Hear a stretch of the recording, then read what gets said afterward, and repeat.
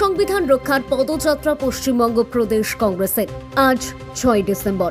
১৯৯২ সালের ৬ ডিসেম্বর বাবরি মসজিদ ভেঙে ফেলা হয়েছিল। আরএসএস বিজেপি সেই দিন দিয়েই বিভাজনের রাজনীতি চালিয়ে যাচ্ছে, মানুষের মধ্যে ঘৃণা ছড়িয়ে দেওয়া হচ্ছে।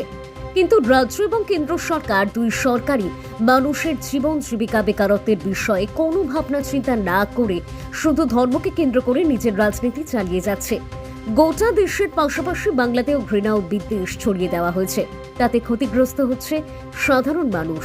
দিনের পর দিন খাদ্য ও দ্রব্য মূল্যবৃদ্ধি হচ্ছে, বেকারত্ব বাড়ছে, পরিযায়ী শ্রমিক বাড়ছে।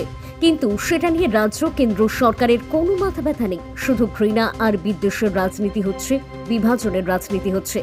আর তারই প্রতিবাদে আজ প্রদেশ কংগ্রেসের পক্ষ থেকে বিশাল আয়োজন করা হয়, যার স্থান হয় টিপু সুলতান মসজিদ দিয়ে শুরু করে রাম মন্দির পর্যন্ত। এই মিছিলটি শেষ হয় সকল মানুষের কাছে শান্তির বার্তা পৌঁছানোর জন্য। महिला कांग्रेस सब ने जो आंदोलन छेड़ा है वो आंदोलन हम लोग चलते रहे। लेकिन यही वोट चोरी के लिए तो वोट चोरी के खिलाफ ऐसा जंग बना है।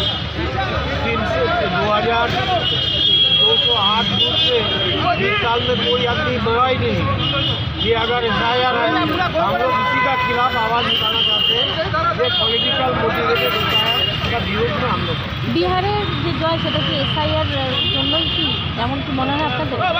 বিহারের জয় বিভিন্ন মিডিয়া এবং স্পেকুলেশন এবং যে